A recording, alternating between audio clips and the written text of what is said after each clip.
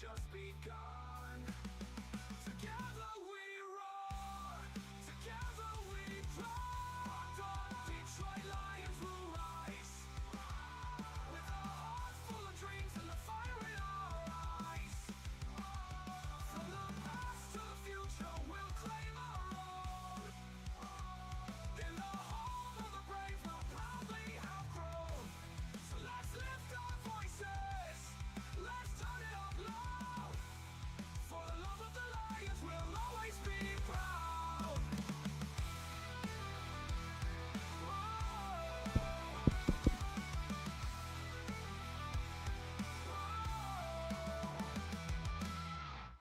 All right, hey, what's happening, everybody? Welcome into a Saturday night recap of Day 2, NFL Combine, Scouting Combine. I seen Steve in there said volume was a little bit low. Hopefully that's just because it's intro music. We're not trying to kill everybody with loud audio. You just let me know if there's any issues with it, and we'll get it turned up for you guys. Hope everyone's doing well. It's been interesting this weekend. A lot of rumors flying around, a lot going around, and I think that's what I'm going to start with first. Is I want to start with some of the rumors and things going around the NFL, and then I want to get into Day 2. I know we're already deep into Day 3, and quite honestly, I haven't watched as much as I would like to here on Day 3, but it is what it is. I'll be watching it all night tonight. So we'll get into a stock report. Going to kind of go around the league right now and figure out what is going on, because there's a lot going on right now that isn't being necessarily talked about everywhere, but it's being talked about. And I think that I'm going to start with, Myles Garrett. And there's some potential rumors, has nothing to do with the Lions, but makes me wonder how this is going to either affect the draft, or it's going to affect how the Eagles draft. Potentially, the Eagles are trying to figure out a way to bring Garrett into that squad. That's one rumor. The other rumor is the Chicago Bears. So how do both of those affect the Lions in the NFC, where they're going to totally elevate? I mean, my God, you add Myles Garrett to the Eagles defensive line, then the Lions are going to have to go offensive line. Like for the first 2 picks. I mean, they're not going to have a choice, especially going up against that Eagles defensive line. They're going to need some depth. They're going to need some starters. I mean, they've already got a big enough defensive tackle unit as it is. You had Myles Garrett to that mix. It's just going to make things even worse. But I will say, at least for the Lions' sake, this draft is. Sorry about that. I'm trying to listen to the volume here. This draft is exactly what let me pause for 30 seconds.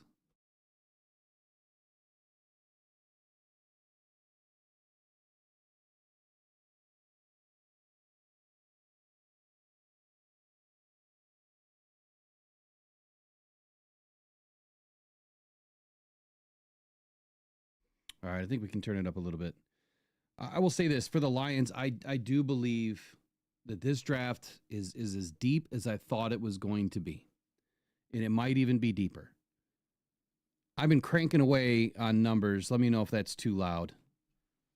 But I've been cranking away on numbers. And the more I keep digging into this, the better it gets.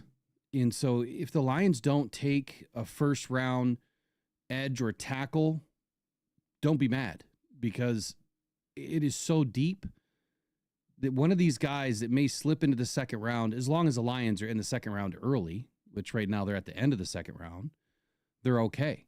If they don't slip into the second round early, then we're not okay. It's still a deep draft, but not at 60. Not for a game changer year one. Not for somebody that can step on the field. I mean, I say that, but we know how Brad is. We know that he can find the right individual, and that individual could step onto the field right away and have an impact. I mean, he's done it for 4 seasons in a row.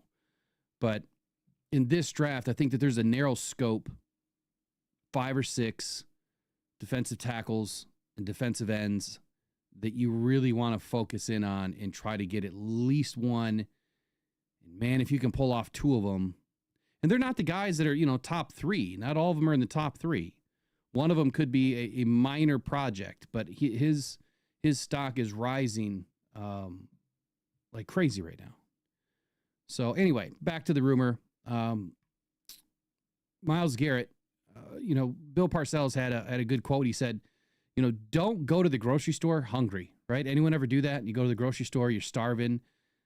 You probably had intent to buy, a few things that day, $50, $60. No, it's like $200-$300, and you're leaving the store like, what did I do? What did I even buy? And then you don't have anywhere to put it when you get home because everything's full. Don't go to the grocery store hungry. So what he means by this is, a lot of teams are starving right now for some game, for some game wreckers, right? Some game changers. And I think that we're going to find out over the next several weeks, once free agency hits, just how starving some of these teams are. And that's going to drastically change what happens early in this draft. So if teams go into the draft hungry, that could help the Lions to a degree. If they quench their thirst and pick out a little bit in free agency, that also can help the Lions in the draft and free agency. I think it's pretty safe to say that we know that the Lions are not in tier 1 territory when it comes to free agency. It's been that way. It's always been that way, at least under this regime, right? Under this leadership. I hate saying the word regime. This leadership has got a different intent, and they always have had a process, and they're going to stick to it. So Myles Garrett potentially has been rumored now to be on the defending champs Philadelphia Eagles list, and they're probably going to be checking that list twice. That impacts a lot of things. Obviously, the Bears being next. If the Bears are also considering making a radical change with pick 10, sending pick 10 to the Browns, there's a possibility that Myles Garrett could also end up in Chicago. I mean, that would be an eye-opening move. It absolutely would be, especially for the NFC North. It's going to be tough either way. If Myles Garrett, is in the NFC with a Philly or any other team, he's always been a problem, right? But if he's in the NFC, he's going to be a problem no matter what. He always has been. He always will be. Thankfully, the Lions' offensive line has handled some of the best defensive ends, edge rushers, pass rushers that the league has had over the last several seasons, and they've done a phenomenal job with them. So I don't think that part's going to change a whole lot. So to keep your ears to the ground there, Browns maybe warming up to the possibility that this draft holds much more water than anticipated, meaning it's deep.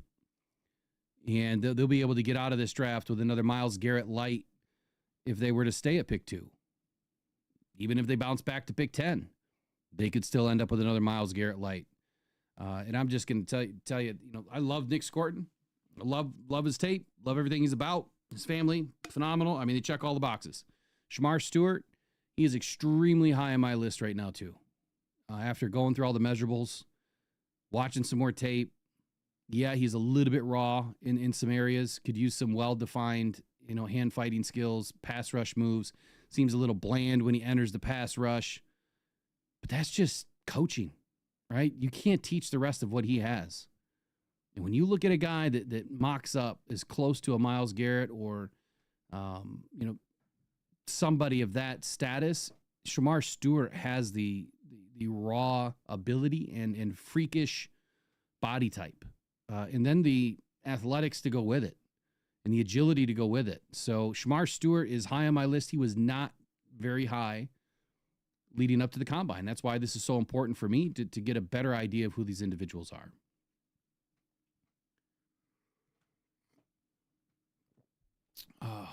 I see Dan's with us. What's happening, Dan? Thanks for joining us tonight. Hope the combine's going well for you.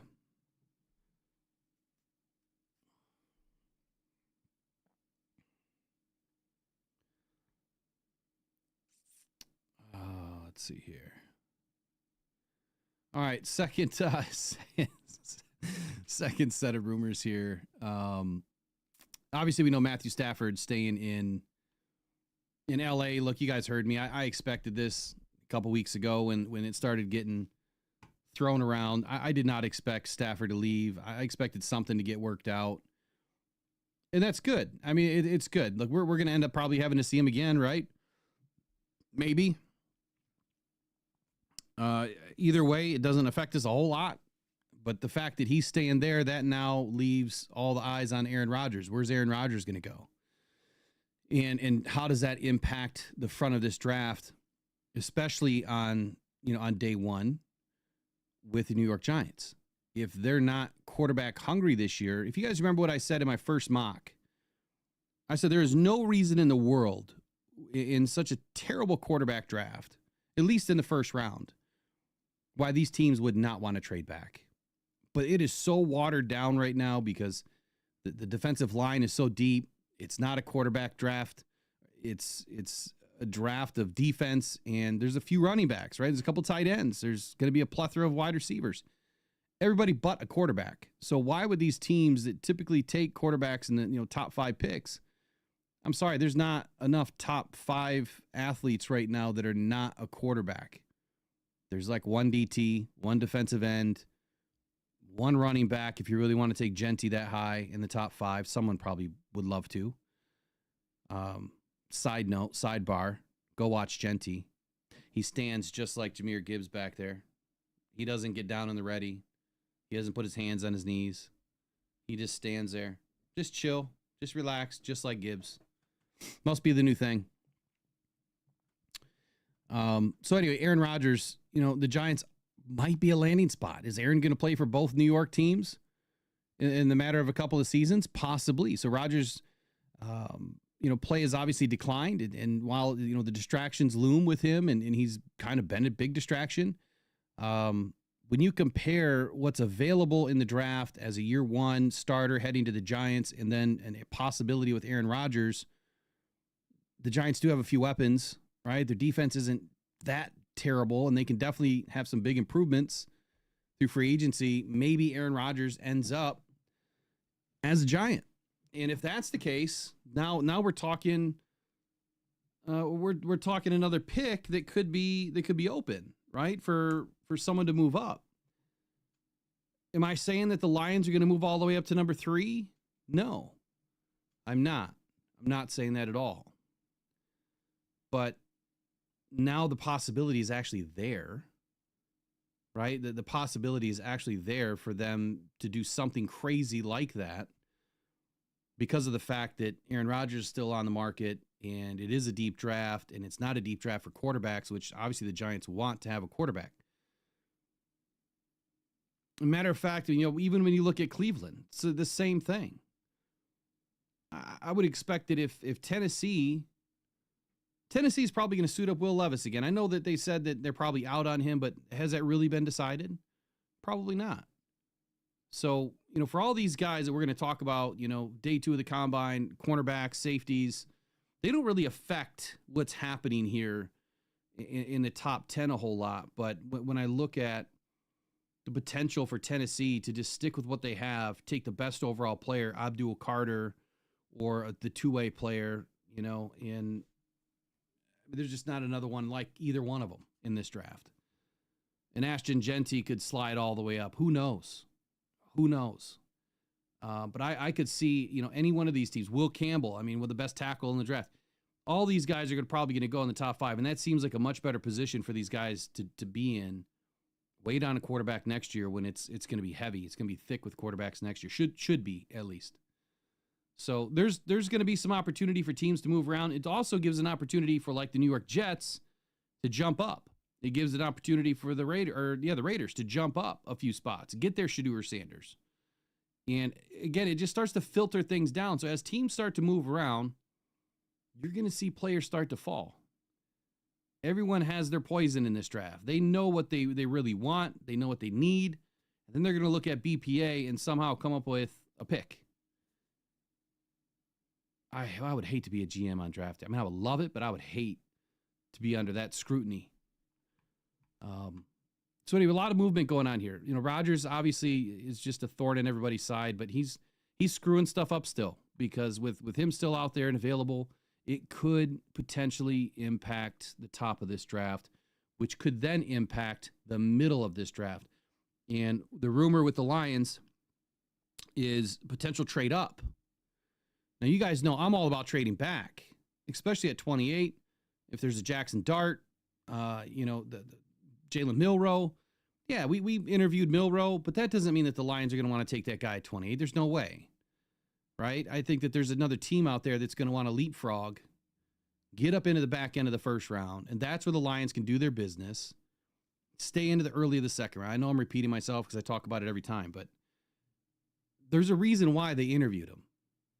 There's a reason why, and it's not because they think he's going to be available when they're picking at 60. Because you'd have to think that Jalen Milroe is going to be way off the board before pick 60. There's a reason why. So by the Lions showing any interest at all in a quarterback, I think that tells us two things. One, they could just be playing coy here and making it look like they have some intent. Maybe they want to know what this guy's all about. Maybe if he does slip, maybe there is a Hendon Hooker trade and they bring in a Jalen Milroe and get younger and bring in another rookie to develop. That is always a possibility. There might be some teams that have called about Hendon Hooker. We don't know yet. Obviously, none of the insiders have printed that. And unless they print it, it's not factual. So I don't know if anyone's still spreading those rumors about Hendon Hooker. But there is a possibility that they get a 4th or a 5th or a 6th round pick, something. But the fact that they're showing interest in Jalen Milroe tells me maybe they're trying to drive his value up a little bit. And by doing so, when they get the phone call on day one, they're on the clock and the team wants Jalen Milroe, they're willing.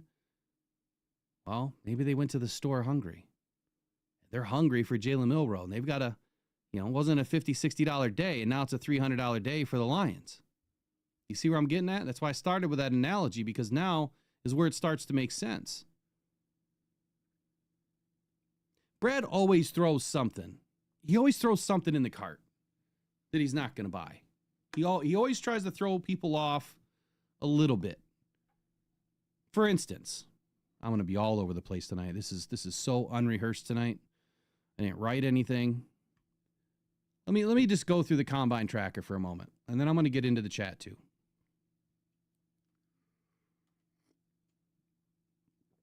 So, Lions have met with 7 edge rushers? So they got, let's see, 1, 2, 3, 4, 5, 6, 7, 8 edge rushers.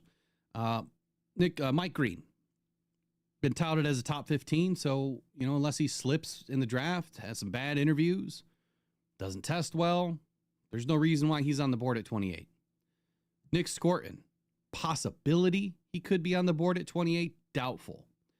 Jack Sawyer, definitely going to be on the board at 28. I think that his stock has him slipping into the middle to late second round, and maybe not even there.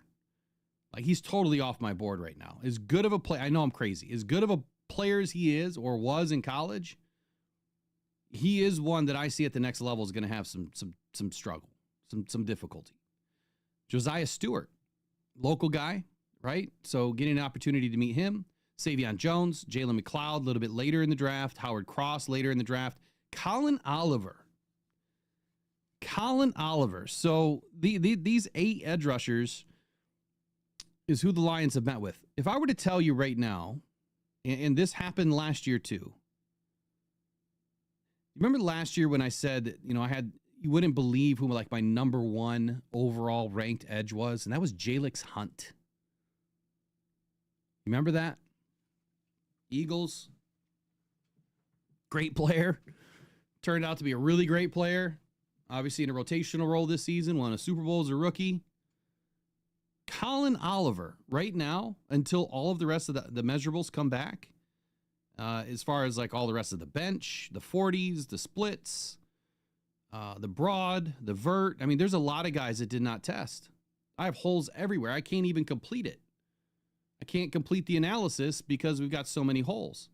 But right now, Colin Oliver has 1, 2, 3. He has 4 elite grades by me for his agility. Now, if his bench comes in at 20, if his bench comes in at 30 reps or more, he will have 5 elite grades on agility and could end up being the #1 overall ranked by grade in my metric system, which is, it needs more time, but it's very, very close. Very, very accurate. There's a reason why they brought in Colin Oliver. They see something in him. Now, the biggest problem with Colin is he's got T-Rex arms. And he's only 240 pounds. So would he project as an edge? Probably not. They would probably move him to some sort of a linebacker or special teams ace is where I see Colin Oliver ending up. So it's not as an edge. So when you look at the guy coming in as an edge from college, I see him projecting as one of, maybe our special teams ace of the future or some sort of an outside linebacker position. I have to watch tape on the guy because I could honestly not tell you a damn thing about him. Never heard of the name until this week. So it's interesting when I do these things that I look at these trends and I'm like, okay, Lions brought in Colin. And I go look at his grades. I'm like, no way. Like they see something the same way that if I'm looking at my sheet and I'm like, okay, I want to know who this guy is. Same thing with Sean Martin. So this is another one. Now, we didn't bring in Sean Martin out of West Virginia. He has 4 elite grades in measurables. He's got over 10.6 inch hands. He's 6'5", 293 pounds, 35 inch arms. His APE score is 1.09, which is almost as elite as they come. And the drawback on this kid, slow 40, ran a 4.88, had a slow split at 1.7, still did a 28.5 inch vertical, which, I mean, that's not terrible for a guy that's 293 pounds, and had a 112 inch broad, which, again, it's not terrible. It's below average. And then he threw up the bench 28 times, which is great. So another guy that has all of these elite abilities, agility and measurements, could end up being a diamond in the rough. So anyway, I know I'm all over the place tonight. Let's get into a little bit more trade scenarios here. So Lions potentially looking to trade north as opposed to moving back, I'm assuming that they would probably want to jump in front of, at least Seattle, right? They're going to want to be in that north of 18 pick, is my guess. And it may not cost as much to move up this year. Because this draft is so deep, teams may be willing to take a little bit less. And so it makes sense to move up. I think it makes even more sense to move back. We'll see what happens. But some teams that are likely to trade, like I was saying earlier, Tennessee Titans. So the Titans hold the coveted #1 draft pick in this year's draft. It's likely to attract a ton of interest. It already has. And with, like I said earlier, with the lack of elite quarterback talent in this draft, teams like the Jets may be willing to offer substantial packages, including multiple first-round picks and or veteran players. And here's a couple of scenarios that I threw together. So you've got a 2025 first with the Jets. That'd be number 7. He's number 7 overall. 2025 second. That'd be number 42. 2026 second. And all 3 of those, I'm good with if the Lions were to move way up.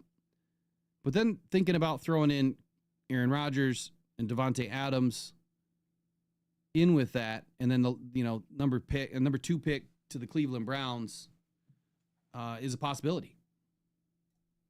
So, or I'm sorry, the number 1 pick to the Titans is a possibility with all of that installed. Now, I don't know if they would be unloading some of the cap. I don't know if that would include them paying some of the salaries of Rodgers and Adams, or if the incumbent team would be picking all of that up. But from a pick perspective, pick swap first next year and a second next year.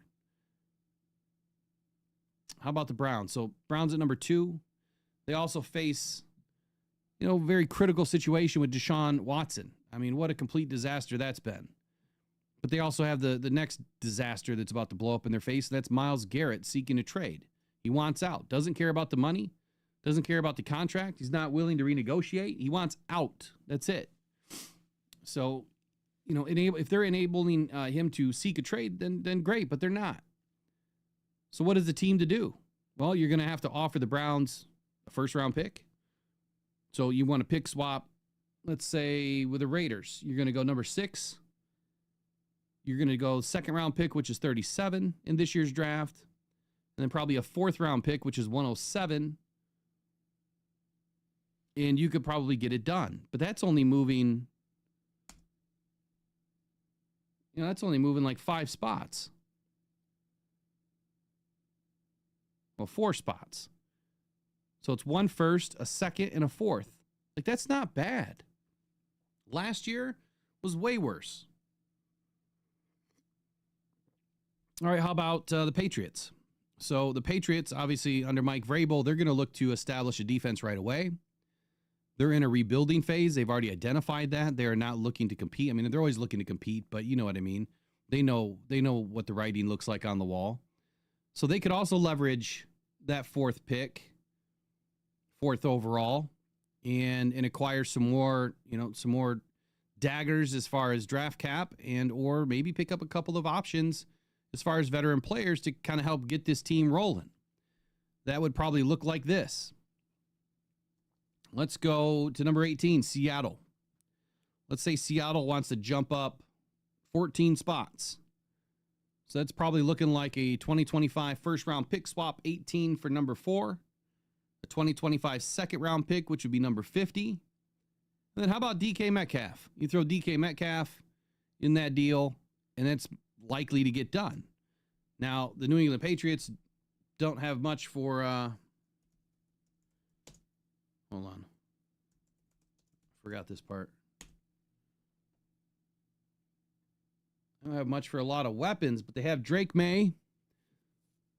They got Jacoby Brissett, Joe Milton III for quarterbacks. They still have Ramondre Stevenson as a running back. I mean, they got Kendrick Bourne, Keyshawn Boot, and Demario Douglas with Javon Polk, Javon Baker, and Jaquay Jackson. I mean, their wide receiver room is not great at all. At all. So it would almost make sense for them to acquire some extra draft cap. I don't know if only a second, I'm almost positive, only adding a second-round pick and a pick swap and DK Metcalf is probably not enough to go from 18 to number 4. I think it's going to be a little bit more juice to squeeze out of the Seahawks. But even, be that as it may, I mean, that's kind of what you're looking at for the Lions to move from 28 to 18. And that's how the Seahawks could move, somewhere else with the rest of those picks. Let's talk about the Jags for just a moment. Now, the Jags have the number 5 pick. And they're kind of in that same situation, right? They possess the 5 pick. They're in a very unique position. They really don't need a quarterback, right? I mean, that's not the truth. I don't like Trevor at all. But they could consider trading down to acquire more picks to kind of help fill out this roster, secure some valuable prospects in the meantime. And a possible trade back would be with, let's see. I mean, even going back to number 9 or number 10. So if Chicago wanted to leap forward into the top 5, which I'm not putting it past them, I'm expecting that Ben Johnson's going to want to make a splash, and maybe he can bend Ryan Pohl's ear just a little bit to say, look, we got to get the juices moving.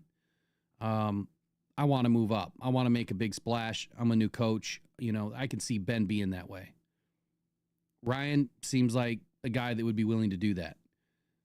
So it's going to be a first-round pick swap, number 9 for number 5, and probably the second-round pick at number 40. And the Bears could be at number 5. I don't think that's enough. I think that obviously the Jags are going to want a little bit more than that. But these are the trade scenarios that are being floated, right now. For these 5 picks, the top 5, that it's going to take somewhere in the neighborhood of this style of cap coming back to make a move. And like I said, in years past, it was not like that. So I guess to close out this portion here on top 5 picks and who's moving, who's not, are they going to move, what's it going to take? I think that we're going to see at least 2 major moves in the top 6 picks. 2 major moves I think that we could potentially see right now. At least from what I'm hearing and reading and everything else, we could see 2.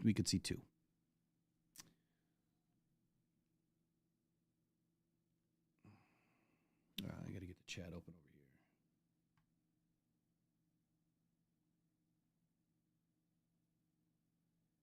here. All right. All right, who do we got in tonight? We got Trace, Kevin, Jay Cruzen, Mike P, Joseph Murdoch, Brent Lighton, Bob W, nothing to see here. Scott Young, Chuck Lund, got Nick P in the house, Mark Van Koffnet, Computer Joe. Who else in here? Of course, Dan Campbell. Dan, shouldn't you be watching the draft or the combine? Bob W. Got a few people up in here.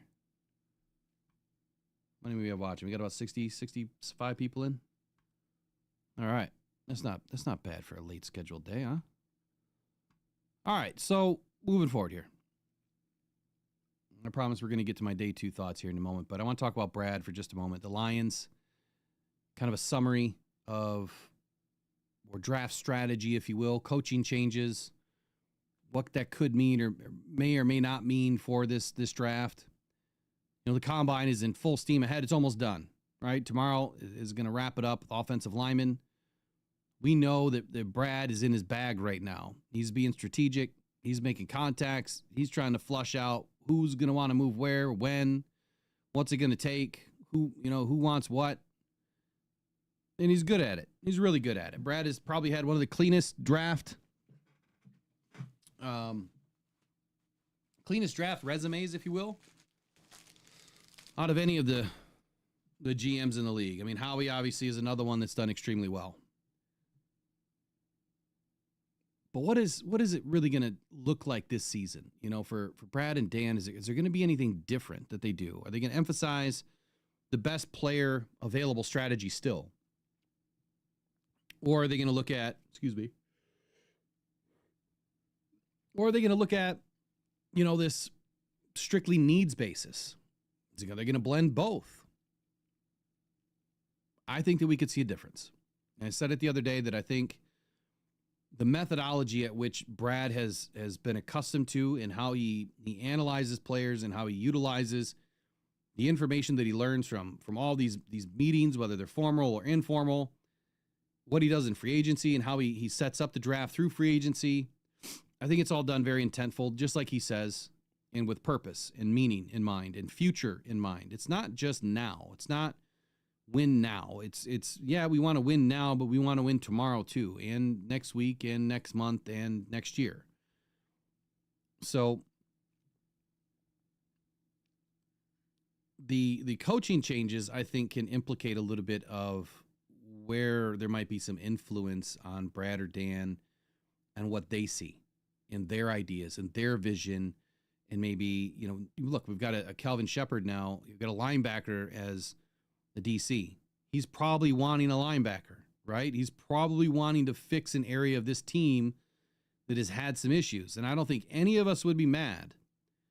I mean, we know that there's ways to get to the quarterback. It has to be natural. And we've seen now through the Super Bowl and other games this last season,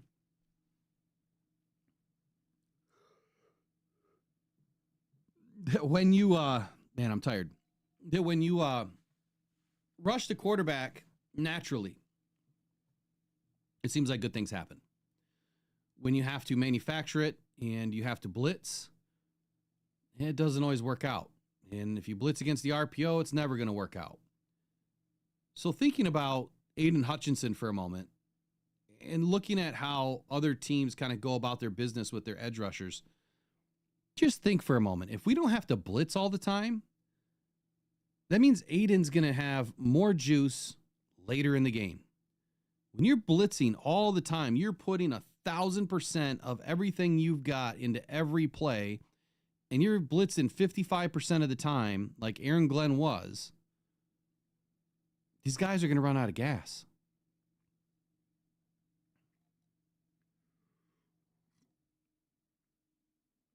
So where I'm going with this is if your linebacker room is fixed, you've got the right pieces, if you've got another edge that can play as, a rotational piece, you've got another defensive tackle that is able to pressure the pocket up the middle naturally.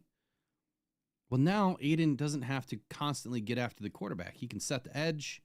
And it's not like it's totally taken a play off, but there's a big difference between constantly going after the quarterback and then hanging back and just trying to, close down your zone.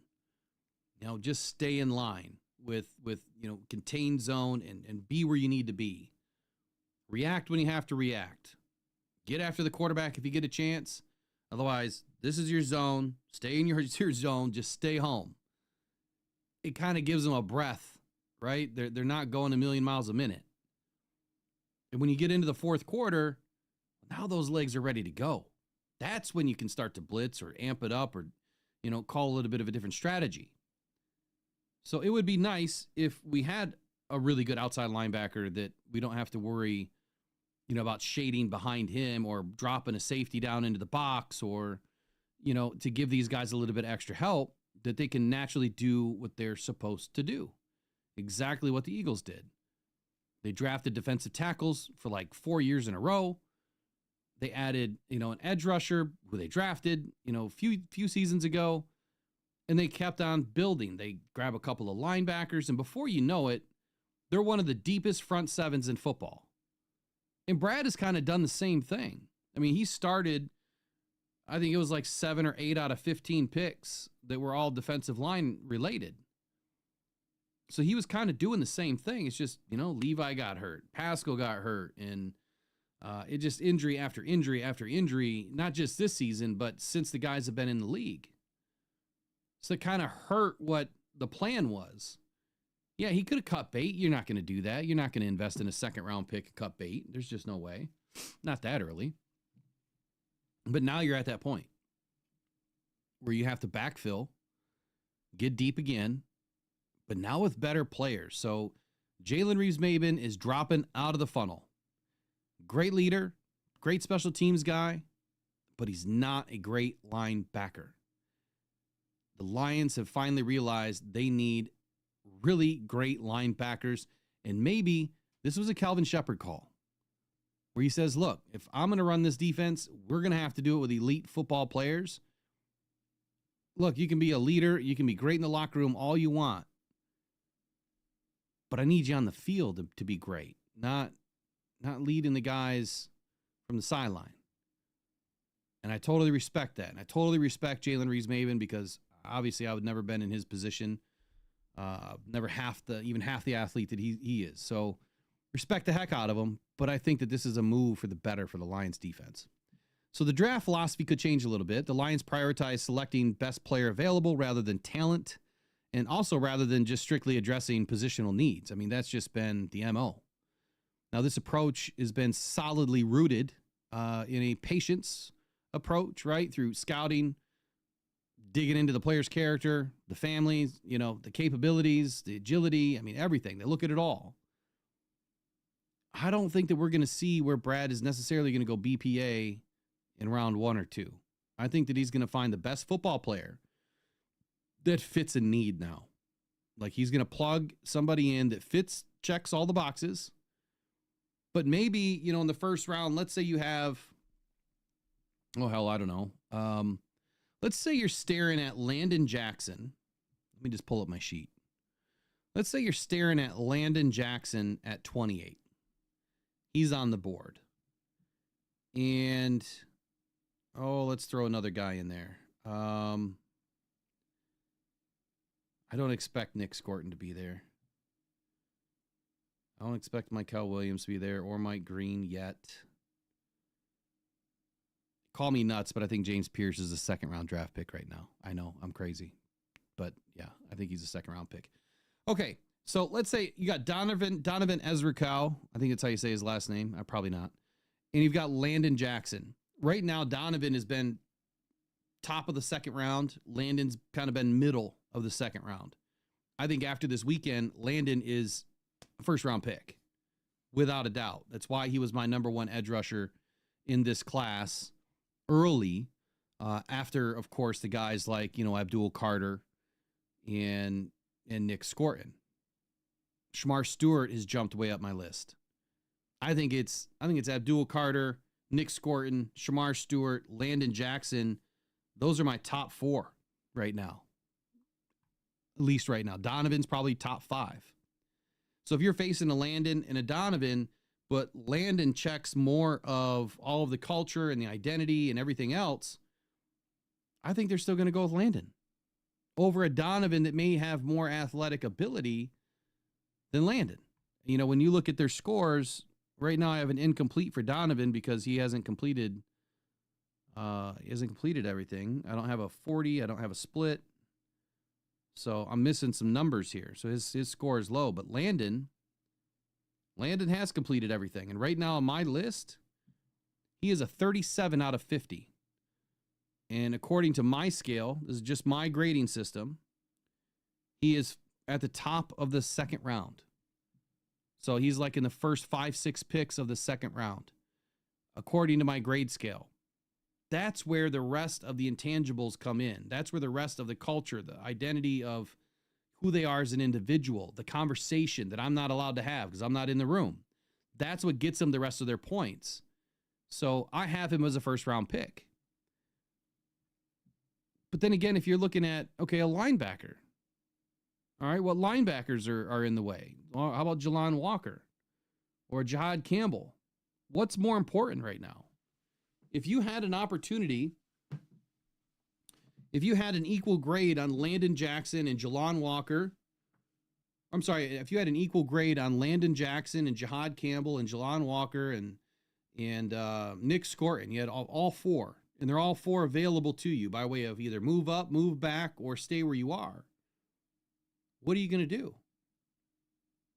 Are you going to grab the edge because it's there, or are you going to grab the linebacker because that's the position on your team that is hurting the most? Assuming we have Aiden and assuming we have Zadarius Smith still on this squad during the draft, who do you take?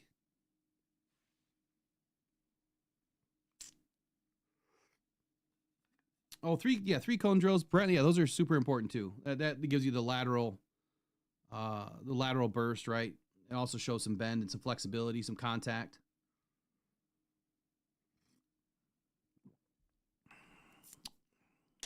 What are we talking about with Virginia here?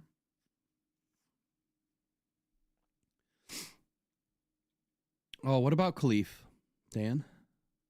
Did I miss some news on Khalif? Oh, Malachi Starks. Yeah, so I'm sorry. I'm off. Malachi Starks. Love the dude. I mean, he was one of the best rated safeties. Let me give you guys a scenario. Let me start this scenario over. Here's a scenario. I'm going to do maybe 6 players. I don't know. So you got Landon Jackson.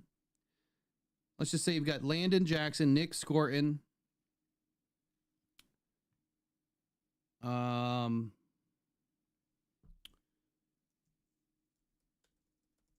I'm going to butcher this guy's last name.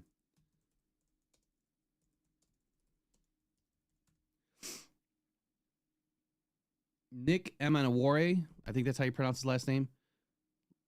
So you got Nick Emanawari, Malachi Starks, Landon Jackson, Nick Scorton. Those are all available. Jihad Campbell, I don't expect, obviously, at 28. But let's just say the Lions put themselves in a position at pick 20, and all these guys are available. Jihad Campbell and Jelon Walker. So 2 of each are all available. Or even 1 of each are all available. Right now, when I look at it, I mean, this would be crazy, but right now when I look at it, I could not turn my head away from Nick Scorton or Landon Jackson. I think Landon Jackson is like your next, Bosa Watt style of player. I think that, Scorton has that same ability. But I'm going to probably take the best linebacker because that's the weakest part of this defense.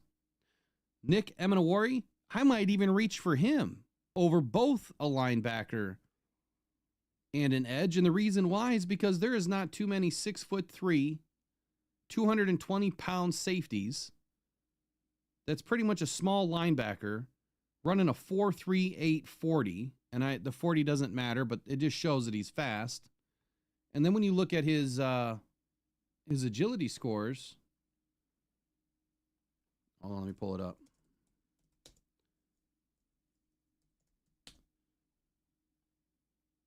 Man, there's so much you could do with Nick. You could put him in the box all day. All day. Play him as a linebacker. All day. He's going to be that good. And that's, I hate to use the G word, but he is a generational talent. A 43-inch vertical and 11-foot 6-inch broad. A 4.38 40. 20 on the bench press is fine, especially for what a safety. These are guys that you just can't turn away from. You can't. That's where BPA gets in the way. But again, you've got to look at the linebacker position.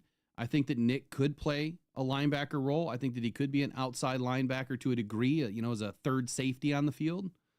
It would obviously take a little bit of scheme change, but it could be done. So these are obviously really hard decisions. And when I look at it, here's the reason why I might not take an edge in the first round. Because if Shamar is on that board, if he is on that board and you're picking in round 2, you just landed 2 of the best players in the draft. Whether it's Nick and Jelon Walker or Jod Campbell, Nick Emanawari, right, or the linebackers, and then Shamar Stewart. That guy's like the next Myles Garrett. That is the closest mock out there. Shamar Stewart right now is a 40 out of 50. I gave him 22 reps on the bench. He didn't do the bench, but I put the lowest number I thought that, he could probably put up, in here. And I gave everybody 22 that did not test yet. And so he got a 40 out of 50, which now he is firmly in the first round, according to my ranking. He'll be taken somewhere between 16 and 32. So I guess the whole exercise is, what do you do? You can't go wrong here if you can get up in the, early in the second round. You don't have to take an edge in the first. You don't have to take, we haven't even talked about defensive tackle yet. So let me transition off this because we could go down this all day. Free agency spending is going to have a lot to do with this draft. Historically, the Lions have really not engaged in high-profile spending during free agency at all. Last year, Brad spent the most he's ever spent on a singular player with DJ Reader. And match that up with Carlton Davis. Now, Brad Holmes has also indicated in recent interviews that extensions may limit what they're able to pursue in free agency. Now, we know that, right? I mean, we've talked about it here many times that if you want to keep the guys like Kirby, who I think is on the trade block, if you want to keep him, you're going to have to give something up. The Lions are not going to be able to keep Branch and Laporta and Gibbs and Campbell if they all want, extensions next year after their third season. You still have Jamo and Aiden to get done. You got Josh Pascal coming up. Alex Anzalone's about done with his contract. So there's a lot of moving pieces here. And if the Lions want to keep the majority of this core together, they're going to have to do something. So when you see me writing or posting or talking about Kirby, it's not that I want him to go away. It's not that I want him to be traded. I love Kirby, man. I think he's a phenomenal athlete, great dude, love his ability. He's everything that we want in Detroit. But then I look at it from the business side, right? So if I was in that chair, I would hate to be there because I would look at it and I would say, man, you just had a Pro Bowl season. What did he rip off? 10 interceptions or 9? Whatever, 9 or 10, whatever it was. You led the interceptions or led the league in interceptions. Yeah, you got snubbed out of a Pro Bowl because people are stupid, but you got that All-Pro. You're heading into your last and final contract season with the Lions, your rookie deal. And man, that ether has never been higher for Kirby Joseph on the trade market. I made the analogy before. It's like you buy a stock for $1. That stock rises up for $100 or something, or $50. You've made your mint. You get out. You get what you get. Same thing applies to this. When that stock value is so high, and it'll never be higher than it is right now, a fourth-year player, incumbent, with an all-pro at the safety position, which is an extremely hard position to play and find players of that caliber. But we have two of them. So we have Brian Branch waiting to get an extension after next season. What do? That's a player that's going to get you another second-round pick to be able to grab your Nick Scorton, your Landon Jackson, your defensive tackle that we desperately need, which could be a Darius Alexander, which he's okay. It could be a Kenneth Grant, doubtful. It could be a Walter Nolan. It could be a Derek Harmon early in the second round. Derek Harmon makes more sense. None of the other guys really. Could be a TJ Sanders early in the second round. So that's the point that I'm trying to make with Kirby, that it's a business first, right? We're all fans. We get attached. Here, it's, I want to give you guys, obviously, the fan perspective, but also maybe what's kind of churning in Allen Park. Like, what could we be looking forward to? It's not for anything other than just having a conversation about the what ifs. Coaching changes, I do believe, introduce a new value and contribution to this draft. I think that Morton's going to have, his insight. Obviously, Shaw's going to have his insight. Calvin Shepard, we know, is going to have his insight. And I think that could dictate a little bit as to what these guys see and how they want to implement their schemes and the players they need for those schemes. It comes down to Dan and Brad, right? I think they said in the very beginning, they're kind of 50-50 on things, but Dan always leans to Brad that's Brad's deal. Like it's Brad's baby. He's the last decision. But don't be surprised that, these new coaches in new roles are definitely going to be involved. Like I was talking about player extensions, you got Aiden up for a deal. Brad's already said they've been talking about it. They've kind of been laying the pipeline here or the groundwork, if you will, of what that's going to look like, when it's going to, be done, if it'll get done this year, we don't know. And if that happens, the last shoe to drop is not Jalen Reeves-Maybin. I'll tell you that right now. Have not watched Birch's tape yet, Brent. Have not, but I will. And Brett Harp, that's a damn good statement there. That coaching and development is huge. See, the Lions have that. And that's why I'm less worried that when we bring guys in during the draft and we get, really high caliber guys, they're going to be up to snuff and playing at a higher level than many other teams have been able to get their guys ready as quickly. Does that make sense? We've been putting guys on the field like day one, and other teams may be stashing some of these players for a couple of years. And I just don't know where, like we got off the wrong exit somewhere, because now as Lions fans, we are so ingrained in believing that everybody we draft is a starter. And that's just not the case. And this is a year that you're going to have to add a few starters, probably 3 at the most out of this draft for this year. You might have another guy or 2 that you draft this year that turns into a very good rotational piece, depending on where the Lions pick, if they stay in the bottom of the round. So let me look at Birch real quick. Since you brought him up, let me look at where he ended up on my scale.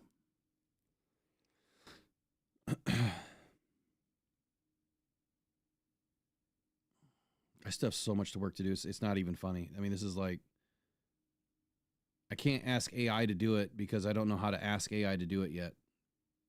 Someday, I have asked AI to help me with some formulas though, and that's been crazy good. It's taking a lot of time off my hands. So Jordan Birch, Oregon. Ooh, you're not going to like this. So 9.5-inch hands. He's 6'4" 1/8", 279 pounds. He's got 33-inch arms, which is the floor for me. Decent ape 1.04, which is average. So I'll wind that back. He's got average hands. He's got great height. He's got great weight. He's got average arms and average ape score. He has an average 40 at 4.67. He has an average 10-yard split at 1.66.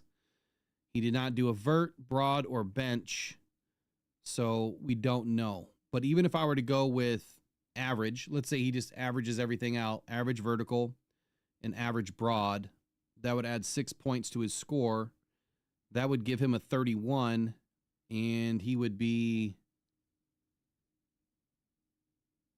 in the top end of the third round.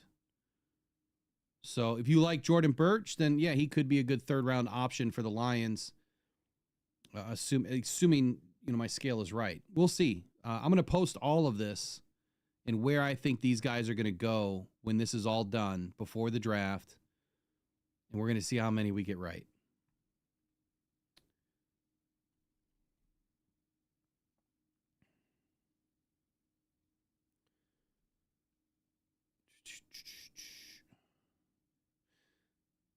Don't know anything about Diggs yet from Syracuse. Brent says drafting players like Rodriguez, Barnes, Kirby, Vaki, all in later rounds. Productivity was huge from them. Yeah, absolutely. Absolutely. Yeah, Nick P. Kirby, yeah, he's a big-time playmaker. They don't grow on trees. They don't. It's just, man, it's hard not to look at this. You know what we should do is one of these nights this week, we'll do a roster, and we'll rework some of this cap and give extensions and see how many guys we can keep. Now that I have all the pro subscriptions, we can actually go through it and get pretty damn detailed. It's going to take me some work to get it all set up. But the last thing, really here is, look, Holmes reiterated that the Lions do not draft solely based on positional needs. He did state, quote, that we're not a needs-based drafting team. We just get the best football player for us, end quote. This philosophy, obviously, it's been exemplified since 2021. Even in 23, when the Lions traded down after losing out on Devon Witherspoon, which was my highest-rated cornerback in the league. I had him going number 6 to the Lions. And like I said, that season, if Devon Witherspoon was gone, that I would see, where the Lions would pivot and trade 6 to 12 and pick up Jahmyr Gibbs, and that's exactly what happened. Devon Witherspoon, I believe, would have been a Lion had he still been there at 6, and Jahmyr Gibbs probably would have never been. Chew on that for a moment.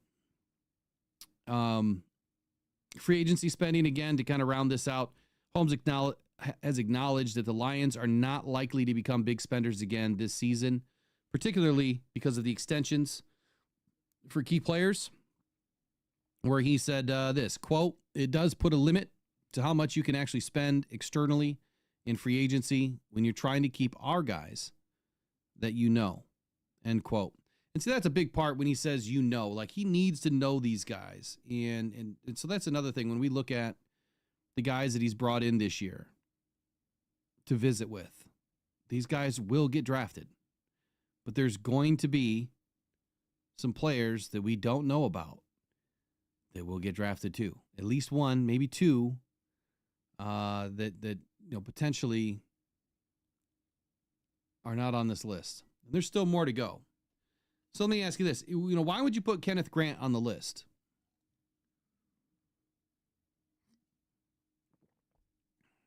Why would you put Kenneth Grant on the list? That's a little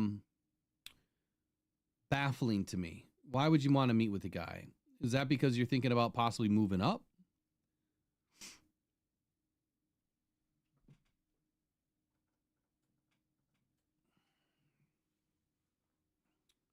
Or is it a possibility that he's not taken as high as what people are thinking?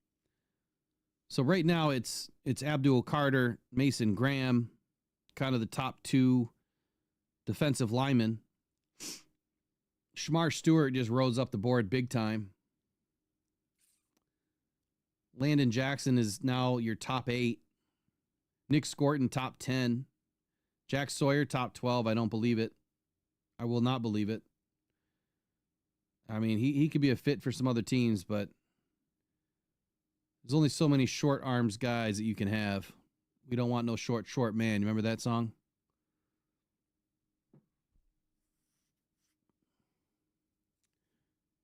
Where is Grant?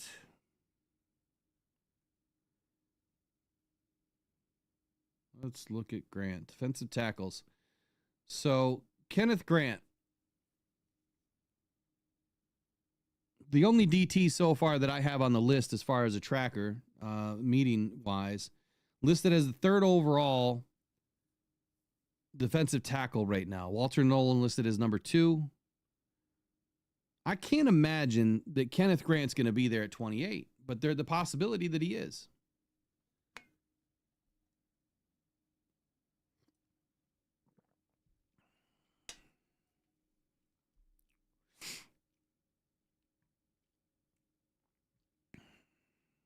Yeah, Brent, I think I went over the sizes, right? For Birch. Birch was he's 6'4 1/8. 33-inch arms. 4'6'7". Yeah, when you compare the best defensive ends ever. I have it here. Garrett. See, Garrett had 1, 2, 3, 4. He had 5 elite grades and 3 near elite grades on my list, and he only had 2 average grades, and that was the 40 and the 10-yard split. He had a 41-inch vert, 128 broad, 33 reps on the bench. His APE score was the largest out of any defensive tackle or defensive end in the last 30 years, 1.12. And his arms are 35.25 inches long. Yeah, you compare that over top of Birch. The difference is Birch has 0 elite grades, 2 near elite grades, and the rest are average and below average so far. So that is the difference. We just don't know about vert and broad. I think the reason why vertical and broad are so important to me is because that shows that initial burst, right? That initial burst in quickness, first step off the line, you're moving. The cones, yeah, they can help you with that stuff too, but you're moving. Burst is standing, jumping, you're bursting, right? Bursting up, you're bursting. So that's why I pay attention to those a little bit more than the other ones. So do you guys think that Kenneth Grant's going to slip? Now, I will say this. When you look at Mason Graham standing next to Kenneth Grant, there is a vast difference between the two.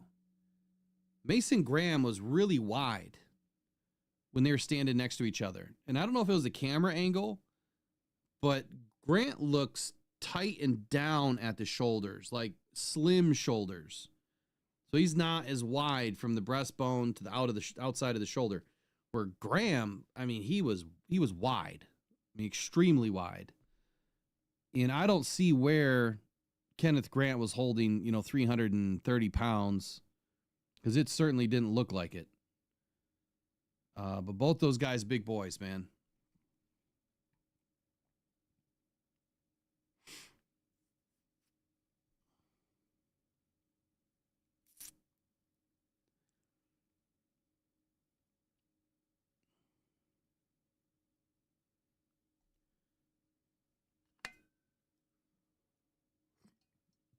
Jesus Hernandez, if it happens, buddy, you owe me a pizza. How about that? If it happens, I don't want it to happen, but dollars and cents, man. They gotta make sense. That's why we're gonna have to do that whole exercise and bust out the roster and do some extensions and figure out what happens next, if it's gonna happen. So, all right, let's do the stock report. And what happened this weekend. So movers and shakers, top takeaways from day 2.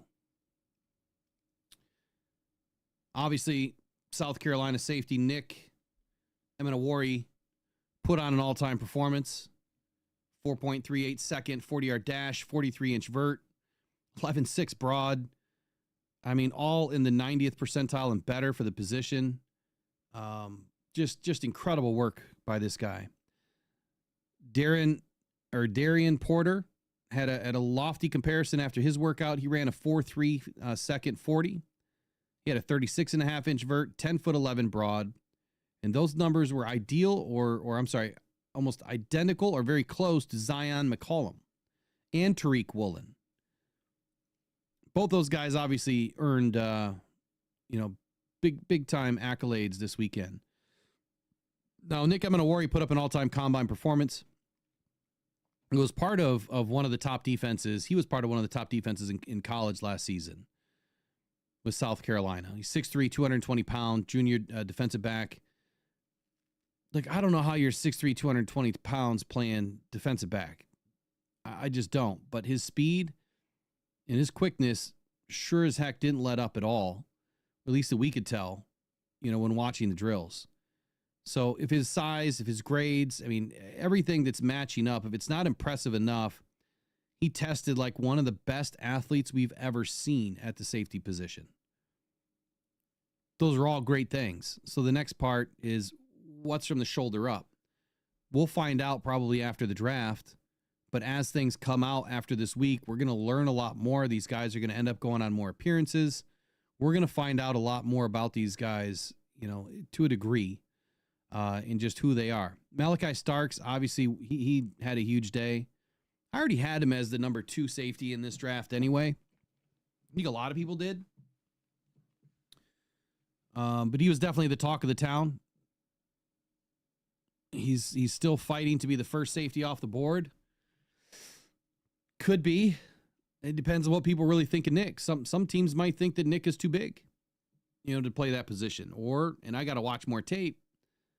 I'm going to watch a few games and kind of see what I see. If you can use him as a Swiss Army knife and put him all over the field, man, that's Brad Holmes' versatility 101. And a lot of teams would love to have that. But Malachi ran a little bit slower, but don't get worried about the speed, right? 4.5 second 40. Ran in the 73rd percentile, 33-inch vertical. Was in the 19th percentile. It didn't really help him stand out. But again, when you look at the next-gen stats, he plays much faster on the field with field speed versus drill speed. Especially in the gauntlet drill by Terrell Austin. Remember Terrell Austin? Used to be our defensive coordinator back in the day. Combine tests, they should really translate a little bit of speed, a little bit of explosiveness and agility on the field. But he does this very naturally. And you could tell by the way that he was moving. I mean, he was so smooth going up and down that gauntlet drill. Stayed really tight. Very smooth flip and hip, flip and run as I call it. Very impressive with what he was able to do. Very, very impressive. 1 or 2, he's coming off the board. 1 or 2 as a safety. Maxwell Hairston, I mean, look, top tier athlete, extremely fast.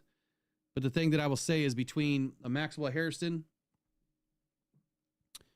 and a player like, Malachi Starks, for instance, you just remember Brian Branch. He ran, a 4.58 40. But yet on the field, I mean, he's touching like 22, 23 miles an hour. So, or I think it was 22, 23 miles an hour, something like that. He runs way faster on the field, but he knows what he's doing. And I think you guys have heard me say this a lot. You can be the fastest guy in the field, but be dumb as a box of rocks. If you don't know where to be and you're getting there late, well, you're just going to run yourself really fast right out of the play. But if you know where to be and you have situational awareness and you know what the play is, you know what the scheme is, you know what to do, it doesn't matter if you run a little bit slower than everybody else because you're going to get there on time and you know what you're doing. So you'll run yourself right into a play, which is exactly what Brian Branch does. Brian doesn't let up yak yards for a reason. It's not because he's slow. He's right there making the play.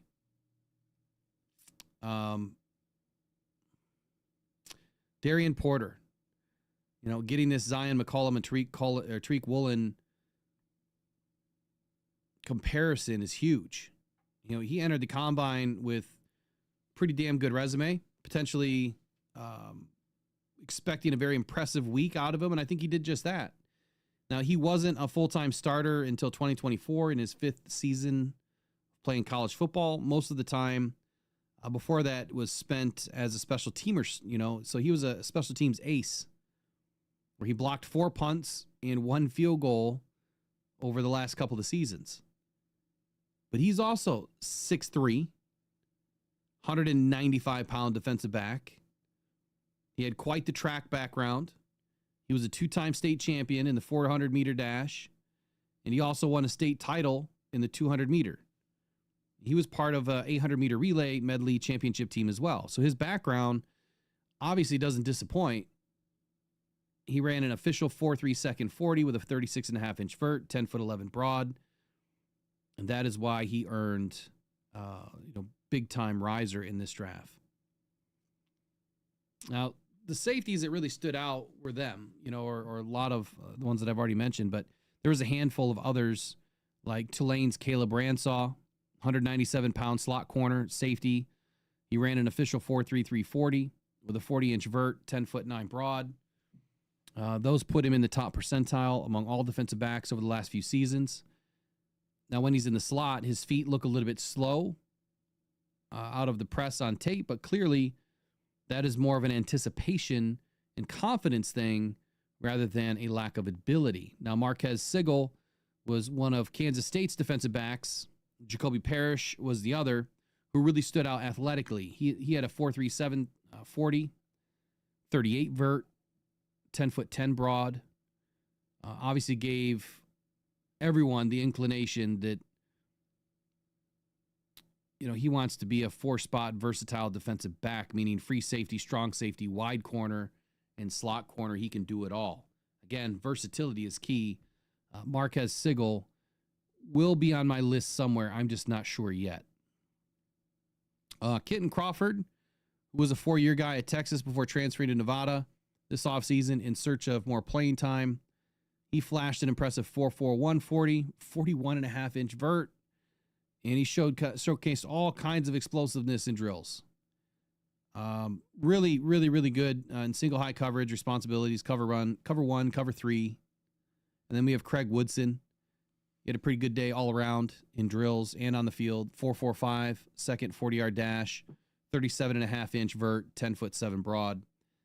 He's a little bit more well-rounded as far as a strong safety is considered. Gives you a little bit of extra juice. So, to me, those are your risers for day 2. Let me get to the rest of the stats.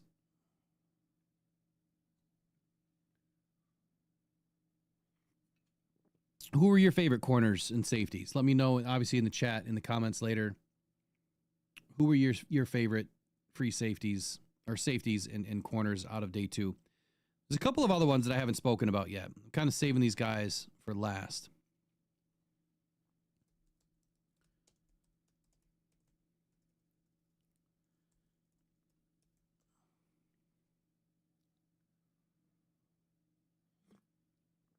Now, I don't remember. Was it the Shrine Bowl or was it the Reese's Senior Bowl that we were watching together where I mentioned, no, I think it was Shrine Bowl, O'Donnell Fortune or Fortune, however you pronounce his name. I was expecting that this guy was going to get a call for Brad Holmes for a visit, and he did. I was also expecting him to be a guy to watch in this draft and to potentially have an opportunity to become a Detroit Lion. And he does have an opportunity. He absolutely has an opportunity. Where's my notes on this guy?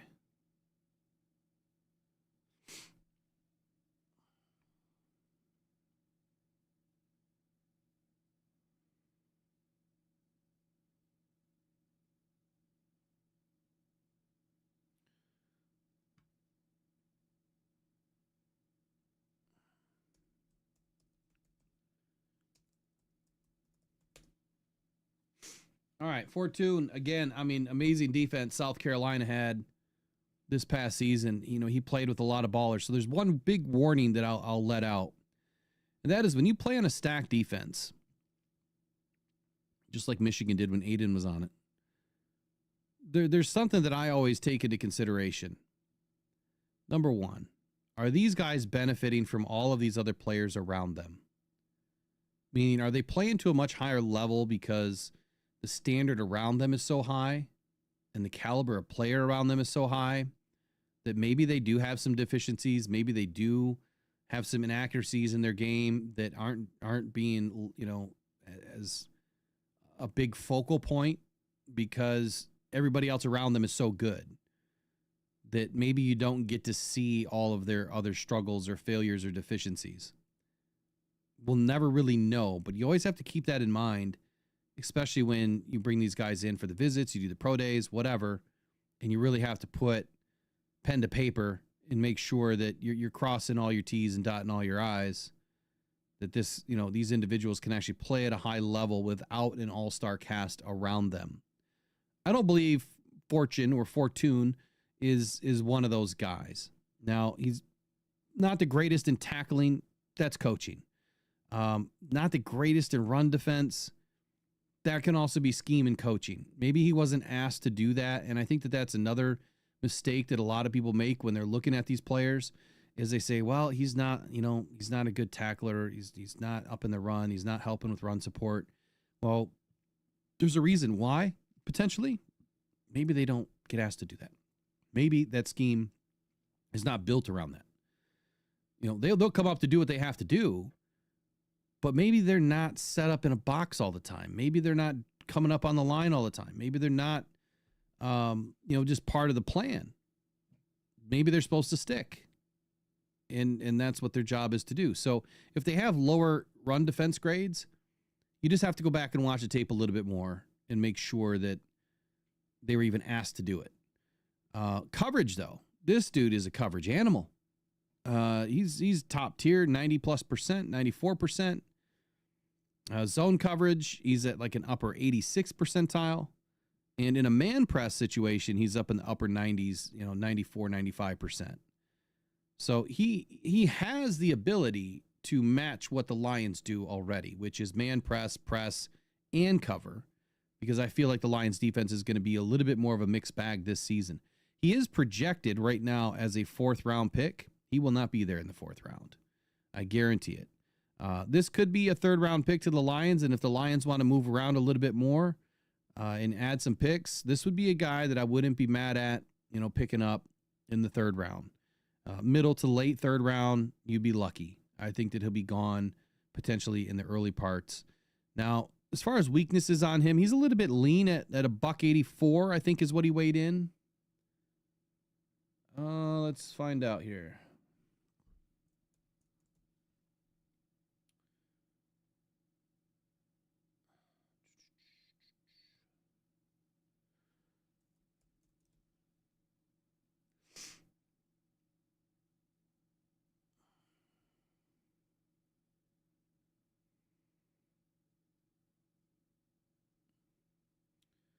So his production scores, athleticism scores, all that stuff was not graded very well because he did not test a whole lot. Now, he had a decent vert at 32.5, decent broad at 9.9. I mean, anything, you know, anything for these guys in that 9.9 to 10-foot broad is extremely good.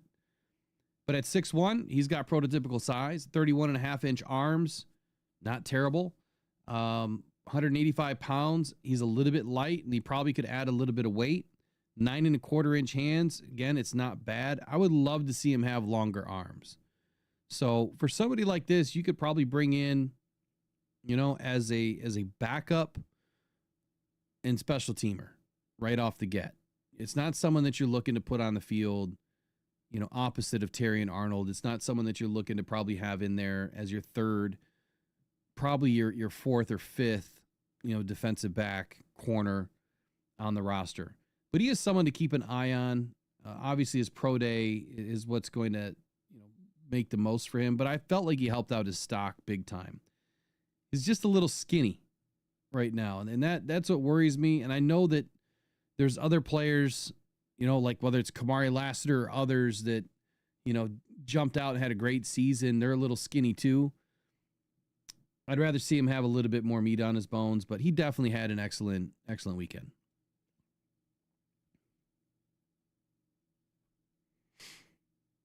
No, they did not just trade Debo. Is that going down right now? Hold the phone.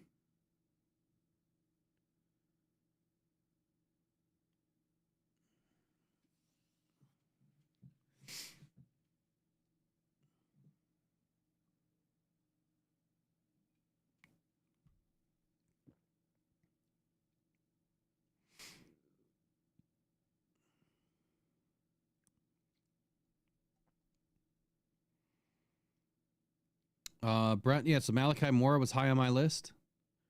He's another guy that I thought would make a good Lion. Just a fifth? You've got to be kidding me. A 5th round pick? Wow. What is this contract? You see what I was saying, man? That this draft is so watered down.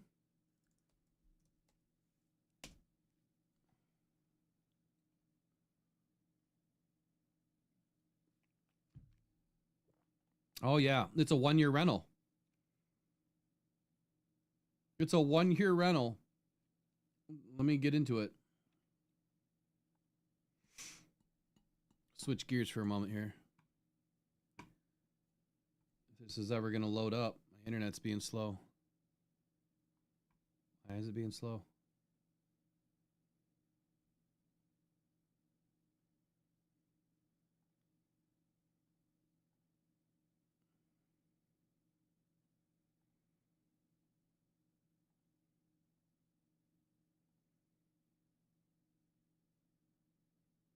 Oh my goodness, it will not load. I just want to manage his contract and see what happens. That's all I want to do. All right, we'll go to the other one.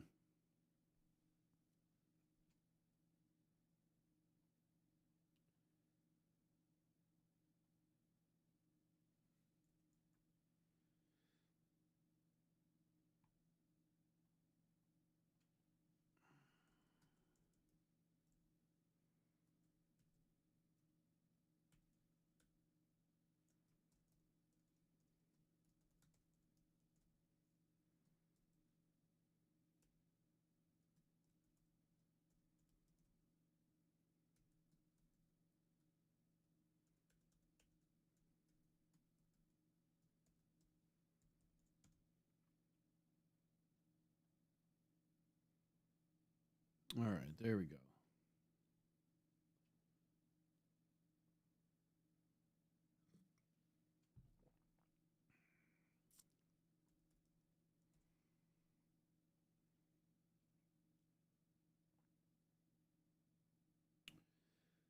Okay, so if he was traded pre-June 1, wow. Wow, this can't be right.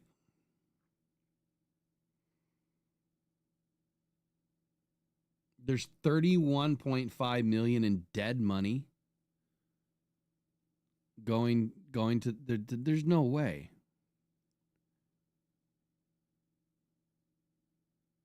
I got to wait and see what this all looks like.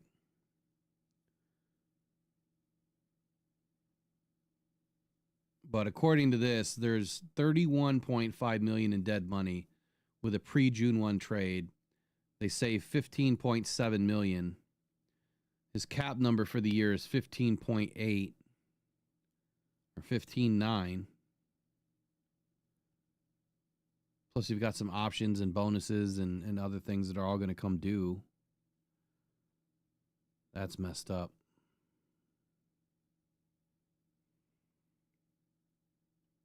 Well, at least we don't have to worry about the 49ers having him. But if he's going to be on the Commanders, man, that's pretty deadly for that RPO. They better not be blitzing the RPO now. Okay, so as far as the rest of these guys, Trey Amos. Look, Trey Amos is a special athlete, extremely special athlete. I really expect this guy to be a big-time riser in the draft. Right now, I think he's slated as a 6th or 7th best cornerback in the draft right now. But, I mean, he's got comparison mocks on, comps on my sheet. Kamari Lassiter was one. Terrion Arnold was another. TJ Tampa his name was floated by somebody else. But his path, man,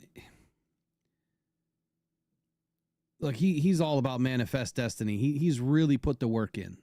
He really has. He's steadily moving, steadily climbing. His evolution has continued with a 1-year stopover in Tuscaloosa, where obviously, he had an opportunity to work at Terrion Arnold. He appeared in 14 games with the Tide. And then he landed in Oxford for his senior year at Ole Miss. Really elevated his game to new heights at Ole Miss. Ole Miss has some exceptional ball players coming into the draft this year. He was a second-team All-American. And he obviously helped anchor one of the best defenses in Rebel history this season. He had 13 pass breakups in 24, which was the highest single-season total for an Ole Miss defender since 2015. He's also got prototypical size at 6'1", 190. Very athletic. And his athleticism also extends beyond the football field. He's captured state championships in the Class 2A in the long jump with a leap of 22 feet, 9.75 inches. And that explosiveness obviously is translating directly onto the football field. Now, he started all 13 games in 24. He finished with 50 tackles, 3.5 TFLs, 3 interceptions, and a baker's dozen there for the pass breakups. So, obviously, one of SEC's premier defensive backs in his final season. I think that Trey, for whatever reason, is flying under the radar right now. And that is a mistake.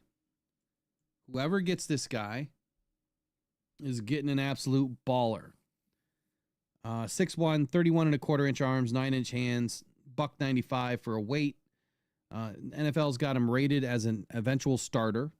Ran a 4.43, so he's got great speed. His 10-yard split at 1.6. Beautiful. 32.5-inch vert. Broad jump was 10.6. The only issue with Amos was his bench press.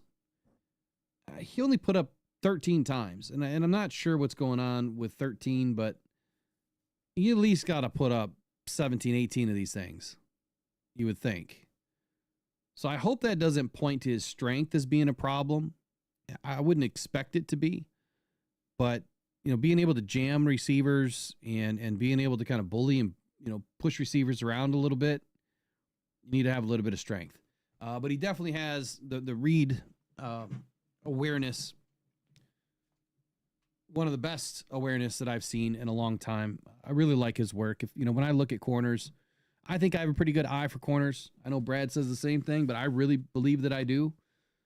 I'm still a work in progress like everybody else, but Trey is someone that I think even if he doesn't go high in the draft for some reason, watch out. You give him a couple of years, and this kid is going to be one of the better corners in the league. I better clip that and save it for next year because we'll be dialing up the receipts.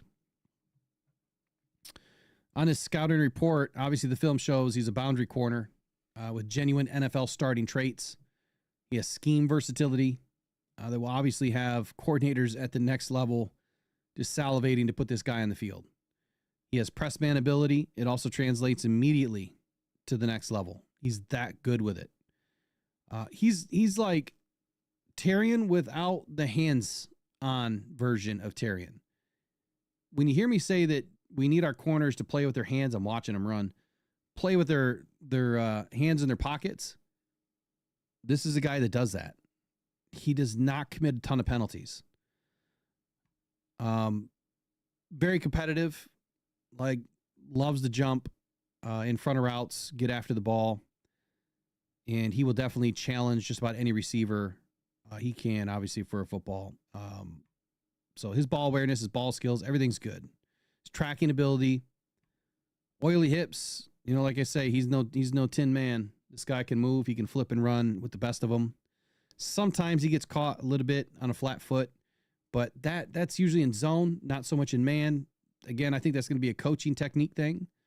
That'll smooth out. You know, you give it year 2, it'll be a lot better than year 1, because year 1 for any corner is always a little bit of a whirlwind. But Trey Amos is flying up my board. How far, we'll see. Right now, I have him as probably the 5th best cornerback in the draft. I think a lot of other people have him somewhere around 7 or 8. And then there's Azariah Thomas. Now, Thomas looked a little herky-jerky to me in some of the drills, but I still think that he had a really good day. I think he had a really good day. Now, he's been mocked to Kobe Bryant out of Cincy, Joey Porter out of Penn State, Eli Ricks out of Bama. Exceptional length, quick twitch, good athleticism. Very good in the mirror match ability. Say the same thing about Trey. Like, he stays in phase really well. He's right on your hip.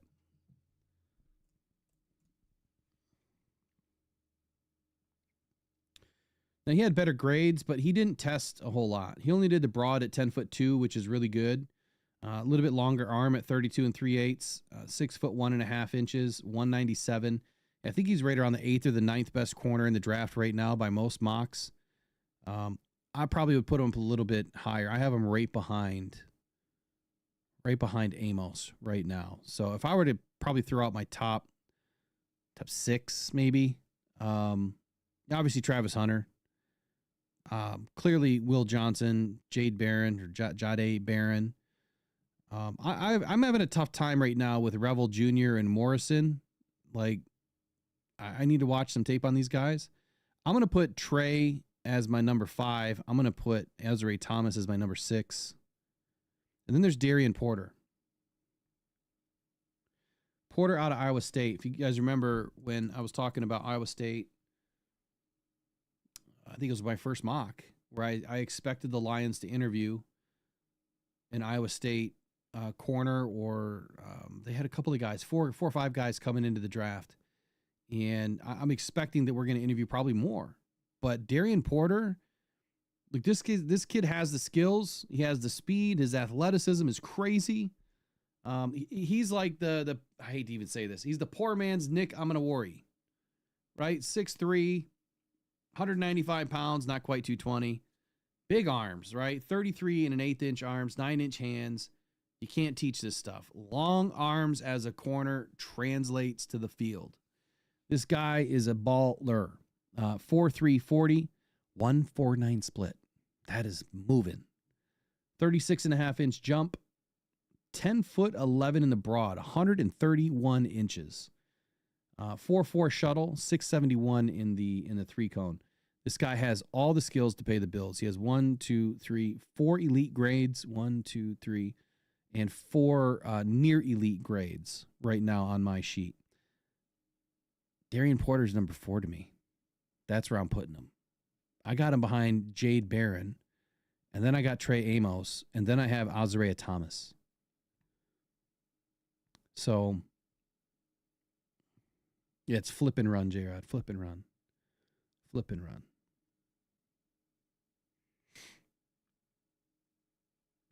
So, anyway, back to Thomas here. He's projected as a 3rd round. I sort of agree with that right now. It just depends on what happens over the next few weeks of pro days and what he does. He didn't do the bench, so it probably means he's not going to test well there. I mean, I guess it is what it is. Now, he's mocked as another guy that I really liked out of last year's draft, Kamal Hayden, right? So his comp is like a Kamal Hayden. I'll come up with some different comps. I haven't pegged it down just yet.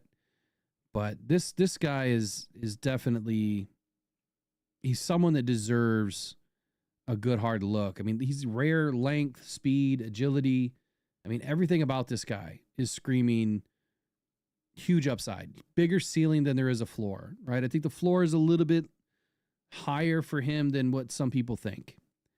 The bigger name schools, right? They're going to grab all the attention, but I think that this kid, Darian Porter, is going to be a starter in the NFL quickly, and I think he's going to be a big time contributor quickly in 2025.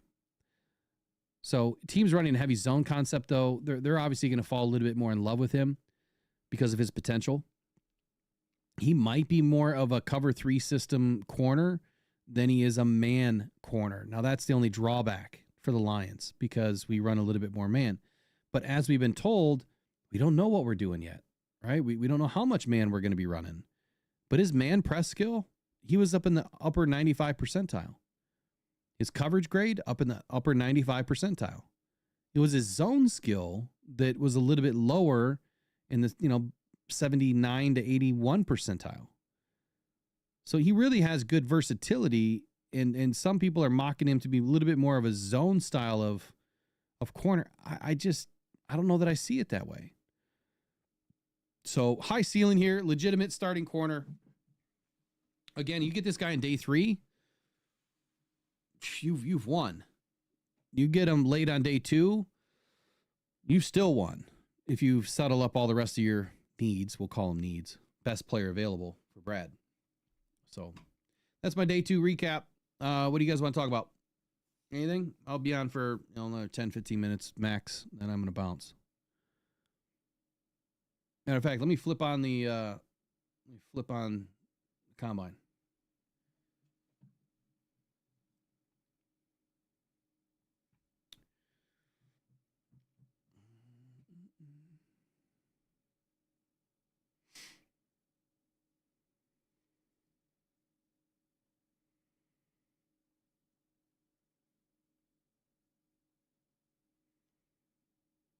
Oh, you know what?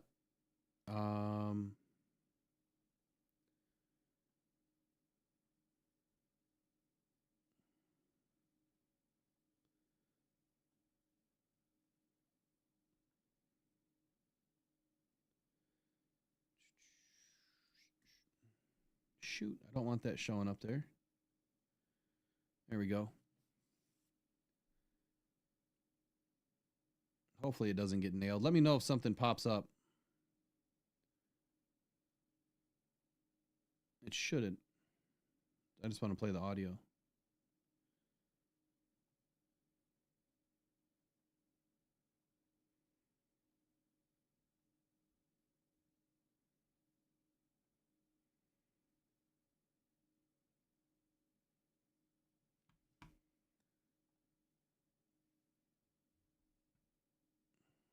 Red Wings outdoor game? No, I'm good. I don't watch the Wings a whole lot. Ever. Used to watch them all the time. Whether that's wearing your hat backwards, whether that's trying something a little off platform, okay. But you just better make sure you make the throw. Otherwise, we're coming out and going, okay, what are we doing out here? Well, I mean, with Riley Leonard, you talk about footwork. That opening drive of the national championship game, what he did with his legs. Yeah. He took the mail about, 9 times or something like that on the first rush? It was 9 runs, Unreal. and they scored. And then Ohio State took control and throttled from there. But he really is very... Remember, they ran over 10 minutes off the clock in the first drive. Yeah. Tyler Shaw. That's a question. That was a beautiful ball. Sure. It's just a matter of Shaw. consistency throwing the football, and it's looked good. That work he's put in, it's looked good today. What flashes on and then goes away? Can drive the football, though, There guys. it is. When he gets his weight transferred and really lets it go, he can throw it. Oh yeah, audio's good.